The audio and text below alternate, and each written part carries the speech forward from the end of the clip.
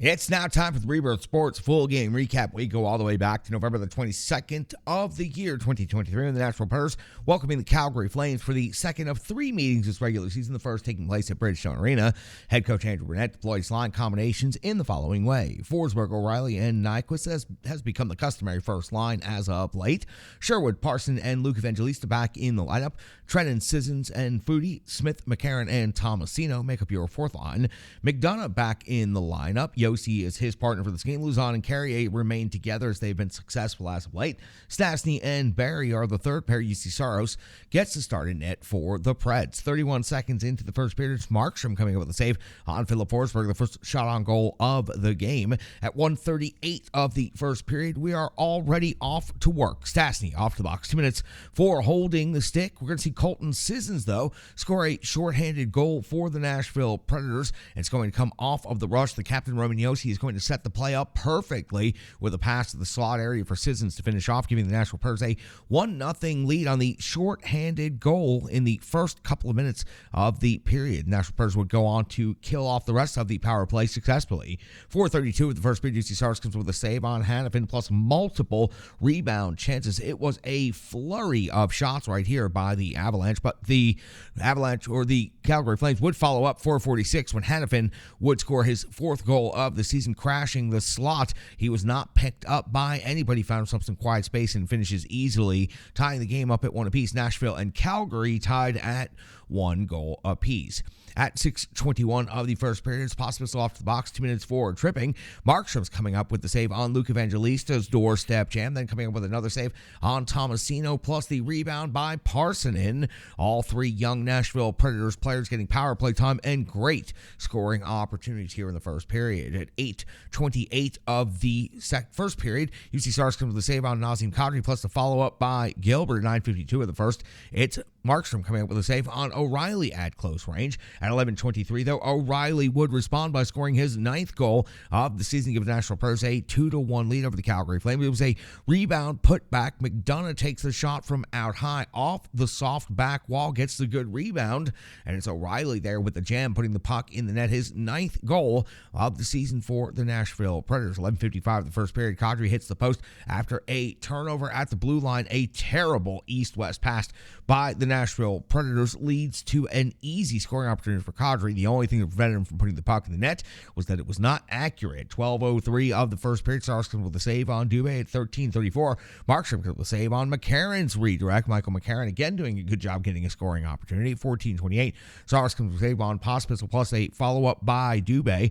14:56 of the first, Saros comes with a save on Coleman at close range. At 16:03, Markstrom's coming up with a save on Smith, plus the rebound jam by McCarron.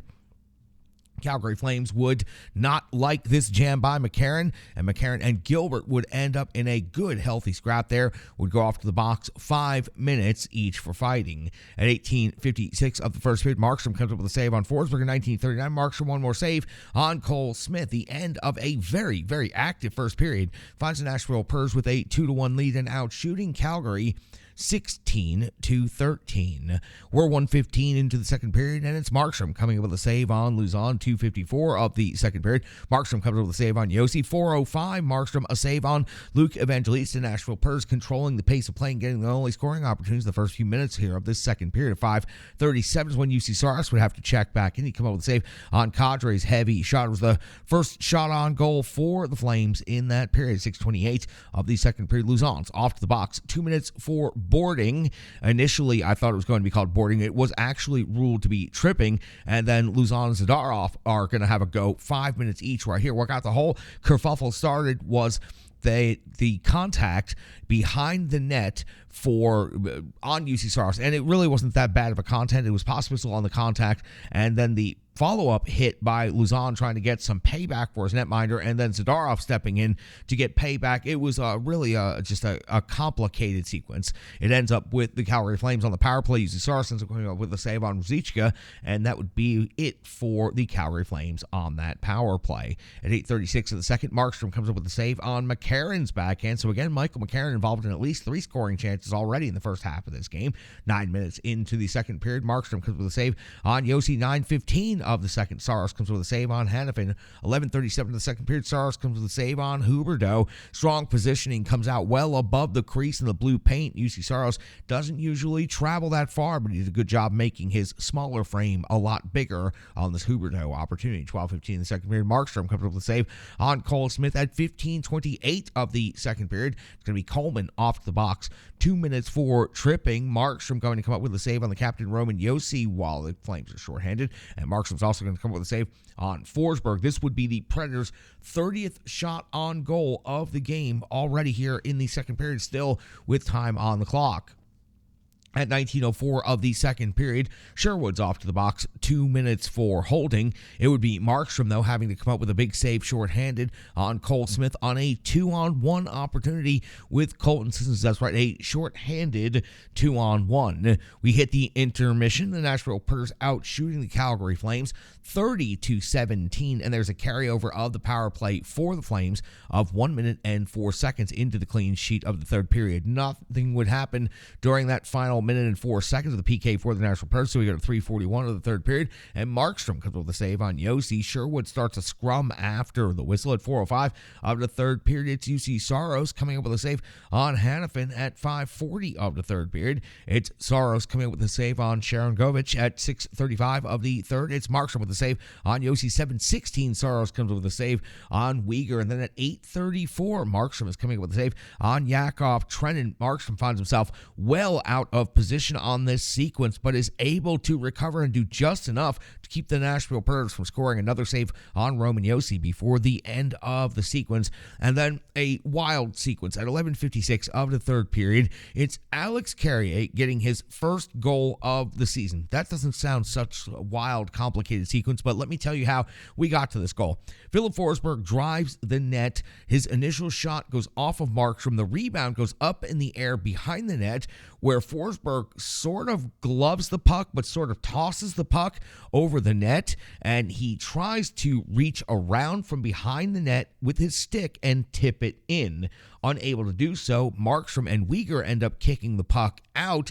Carrier picks it up immediately, throws it to the empty net, while everyone is in a bit of a stunned confusion over what Forsberg had just done. Now, the officials originally ruled this to be a good goal, and then it is challenged by the Calgary Flames. It is upheld after review, so Alex Carrier gets his first goal of the season. The Nashville Predators have a 3-1 lead, and just an incredible sequence right there. Philip Forsberg almost pulling off what would have been one of the more unique, otherworldly goals that we've seen, and we've seen him do some pretty special things. So we see a delay of game penalty, of course, on Calgary for the failed challenge. So on the Preds power play, Philip Forsberg ends up picking up a penalty, 2 minutes for tripping. So we'd see a 4-on-4 for 1 minute and 20 seconds. The Calgary power play would then generate for 40 seconds. Saros would come with a save on Pospisil at 15:36. Coleman would off the box, 2 minutes for holding. That's where we find Parssinen scoring his third goal of the season. It was a redirect at the top of the crease of Tomasino's incredibly accurate, great pass.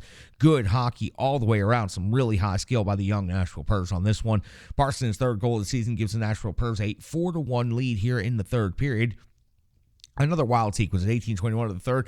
Uyghur's off to the box. 2 minutes for holding, but he's also getting a penalty shot called against him on the delayed call. He ends up throwing his stick on the 2-on-1. The thrown stick actually does break up a great scoring opportunity for Sherwood. That's why Sherwood is awarded the penalty shot. Sherwood ends up being stopped by Markstrom, unable to score right there, but Nashville Predators are still awarded a power play because of the delayed call before the penalty kill. Unfortunately for the Nashville Predators, Tyson Barry's out there trying to razzle-dazzle and kind of makes a fool of himself, falls down, and gives up a shorthanded breakaway to Sharangovich, who scores his fourth goal of the season. Nashville Predators lead 4-2 now in the third period. They'll close this game out on the power play. Your final score is 4-2. The Nashville Predators with an incredible 46 shots on net in this game to Calgary's 26. For the Preds, 46 shots on goal pace is well above their regular season average so far this season. And for the Predators, this was a very, very good, strong game on day David Poyle night in front of the former general manager on the night where they honored him at the rink. It was great to see the Nashville Predators come out and put up such a good, strong performance in this game. UC Saros was strong, did not have the heaviest workload in this game, but he was still very strong in this one. And Philip Forsberg, again, continues doing things. O'Reilly continues doing things in this Nashville Predators. Brought a really good high compete level in front of a really good full crowd on Thanksgiving Eve. We sure do appreciate you checking out the Rebirth Sports full game recap. You gave us 10 minutes. We gave you the entire game. Back more with the Renegades of Puck podcast after this.